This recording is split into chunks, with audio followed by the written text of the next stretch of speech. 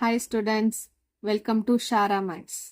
இன்னைக்கு நம்ம பார்க்க போகுது 9th ஸ்டாண்டர்ட் மேக்ஸில் சாப்டர் 1 செட் லாங்குவேஜோட இன்ட்ரடக்ஷன் பார்க்க போகிறோம்.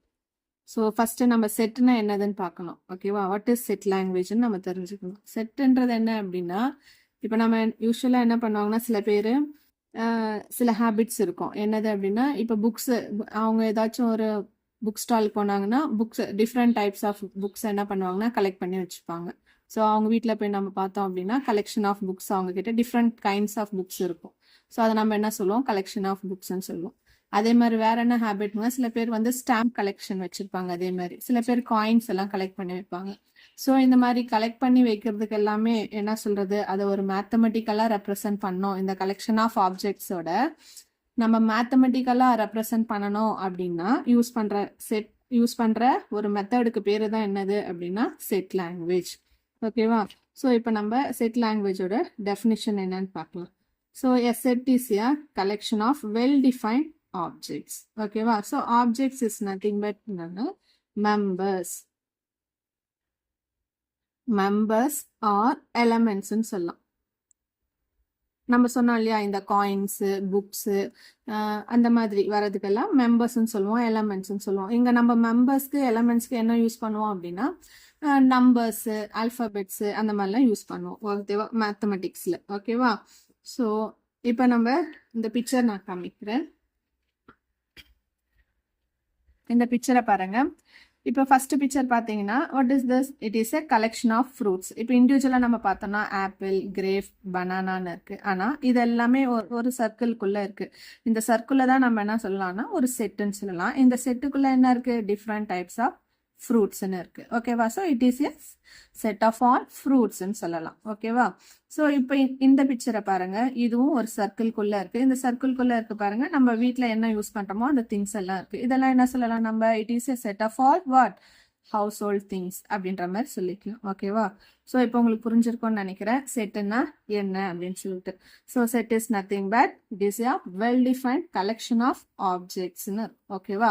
ஸோ வெல் டிஃபைன்ன்றது என்னன்னா, இப்போ காயின்ஸ் டிஃபைன்ட் அது இப்போ பாருங்க, எக்ஸாம்பிள் பாருங்க. The collection of all colours in a rainbow.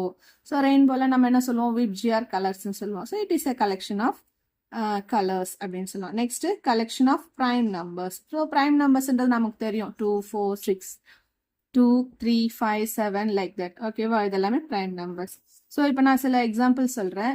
அது செட்டா செட் இல்லையா, இப்போ எதெல்லாம் செட்டு எதெல்லாம் செட் இல்லை அப்படின்ற மாதிரி நம்ம தெரிஞ்சுக்கணும். ஓகே, எல்லாமே கலெக்ஷன் ஆஃப் செட்ஸ் எல்லாமே செட்டுன்னு ஆயிடுமா? கலெக்ஷன் ஆஃப் திங்ஸ் எல்லாமே நம்ம செட்டுன்னு சொல்லிடலாமா அப்படின்னு பார்த்தோம்னா சிலதெல்லாமே நம்ம என்ன சொல்லலாம்னா நாட் டிஃபைன்டா இருக்கும். எல்லாமே வெல் டிஃபைன்டா இருக்காது. சிலது நாட் டிஃபைன்டா இருக்கும். அந்த மாதிரி நாட் டிஃபைன்டா இருக்கிறதெல்லாம் நம்ம செட்டுன்னு சொல்ல முடியாது. ஸோ இப்போ நம்ம சில எக்ஸாம்பிள்ஸ் நான் காமிக்கிறேன். இதுல எதெல்லாம் செட்டு எதெல்லாம் நாட் ஏ செட்டுன்னு பார்க்கலாம். ஸோ ஃபர்ஸ்ட் ஒன் பாருங்க, collection of natural numbers. So natural numbers நமக்கு தெரியும். நேச்சுரல் நம்பர்ஸ் எங்கேருந்து ஸ்டார்ட் ஆகும்? 1, 2, 3 அந்த மாதிரி போயிட்டே இருக்கும். So it is well defined. So இது எல்லாருமே தெரிஞ்சது. It is also well defined. So it is a set. Okay, next one பார்க்கலாம். Collection of English alphabets. இதுவும் நமக்கு தெரிஞ்சது தான். A, B, C up to எது வரைக்கும் போகும்? நமக்கு Z வரைக்கும் போகும். So it is also a what? It is also a set. Next one பாருங்க, third one, collection of good students in a class. Students, collection of ஸ்டூடெண்ட்ஸ்னா okay, but good students அந்த குட்ன்ற வார்த்தையை நம்ம என்ன பண்ண முடியாதுன்னா வெல் டிஃபைன் பண்ண முடியாது. எது குட்டு, பேடு, டாலு, ஷார்ட்டு இந்த மாதிரி எல்லாம் வரதெல்லாம் நம்மளால என்ன பண்ண முடியாதுன்னா டிஃபைன் பண்ண முடியாது. ஸோ இந்த மாதிரி டிஃபைன் பண்ண முடியாததெல்லாம் கலெக்ஷன்ஸ் எல்லாம் என்ன சொல்லலாம்னா it is not a set அப்படின்னு சொல்லுவாங்க. ஓகேவா? நெக்ஸ்ட் இங்க பாருங்க, collection of beautiful flowers in a garden. So flowers in a கார்டன்ன்றது it is a set, but beautiful flowers. So இந்த வார்த்தை பியூட்டிஃபுல்ன்றது நம்ம என்ன சொல்ல முடியாது? We can't well defined this. இது வந்து நாட் டிஃபைன்ட். ஓகேவா? நம்மளால டிஃபைன் பண்ண முடியாது. பியூட்டிஃபுல்லா அது அக்லியான்றதை நம்மளால டிஃபைன் பண்ண முடியாது. ஸோ அது அப்போ இது என்னது நமக்கு? இட் இஸ் நாட் எ செட்னு வந்துடும். ஓகேவா? ஸோ இப்போ என்னன்னு பார்த்தோம், செட்டுனா it is a well define. இப்போ புரிஞ்சிருக்கோம்னு நினைக்கிறேன் இந்த வெல் டிஃபைனுக்கு மீனிங் உங்களுக்கு. ஓகேவா? ரைட். ஸோ நெக்ஸ்ட் ஒரு செட்டை எப்படி ரெப்ரசென்ட் பண்றது அப்படின்னு பண்ணோம்னா நமக்கு ஒரு 3 டைப்ஸ் இருக்கு. ஓகேவா? First descriptive form. Descriptive form அப்படின்றது என்னன்னா a set is described in words. So ஒரு செட்டை வேர்டிங்ஸ்ல நம்ம டிஸ்கிரைப் பண்றதுக்கு பேரு தான் என்னது டிஸ்கிரிப்டிவ் ஃபார்ம். ஸோ எக்ஸாம்பிள் பார்க்கலாம். The set of all whole numbers. So இங்கே நான் நம்பர்ஸாக ரெப்ரசன்ட் பண்ணலை. என்ன சொல்லியிருக்கேன், நான் ஒரு டிஸ்கிரைப் பண்ணியிருக்கேன், வேர்ட்ஸாக டிஸ்கிரைப் பண்ணியிருக்கேன். கரெக்டாக ஒரு லைன் மாதிரி ஒரு சென்டென்ஸாக சொல்றது தான் என்ன சொல்லுவோம், நம்ம டிஸ்கிரிப்டிவ் ஃபார்ம் அப்படின்னு சொல்லுவோம். Next set builder form or ruled form. Set builder form இதில் ஆர் ரூல்டு ஃபார்ம். ரூல் ஃபார்ம்லேயே நமக்கு தெரியும், it is a some rule. ஒரு கலெக்ஷன் ஆஃப் ஆப்ஜெக்ட்ஸ் இருக்கு. அந்த ஆப்ஜெக்ட்ஸ் எப்படி இருக்கும்னா இட்ஸ் satisfy some rule. அதுதான் நம்ம என்ன சொல்லுவோம்னா செட் பில்டர் ஃபார்ம்னு சொல்லுவோம். இங்க பாருங்க, all elements are described by a rule. அதுதான் நம்ம என்ன சொல்லுவோம்னா ரூல் ஃபார்ம் சொல்றோம். பாருங்க example, b equal to x. What is x?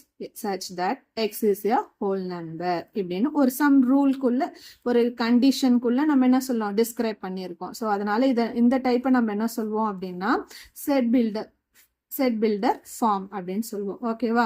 Last type என்ன சொல்லுவோம்னா roster form or tabular form.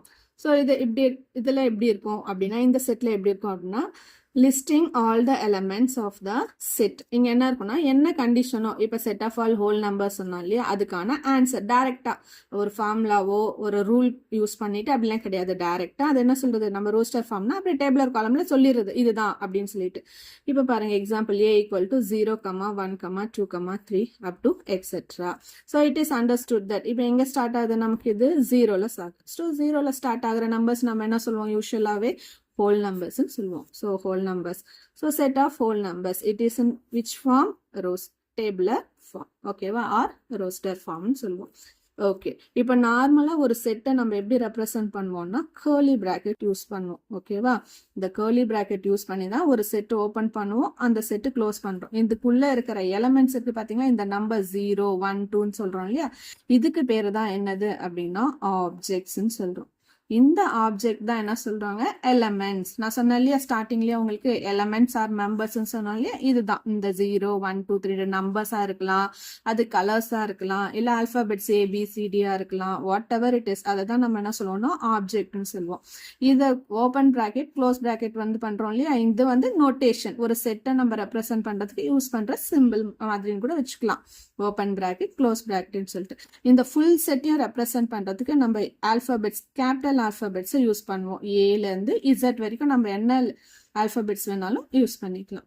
ஓகேவா. ஸோ இதுதான் நம்மளோட செட் லாங்குவேஜ். இப்போ உங்களுக்கு தெளிவா புரிஞ்சிருக்கும்னு நினைக்கிறேன். வாட் இஸ் செட்டுன்ட்டு, செட்டை எத்தனை டைப்ஸா ரெப்ரசென்ட் பண்றாங்கன்னு தெரிஞ்சு பார்த்துருப்போம். ஓகேவா. ஸோ இப்போ உங்களுக்கு புரிஞ்சிருக்கும்னு நினைக்கிறேன். ஸோ நெக்ஸ்ட் வீடியோவில் நம்ம எக்ஸசைஸ் 1.1 பார்க்கலாம். ஓகேவா. Thank you students.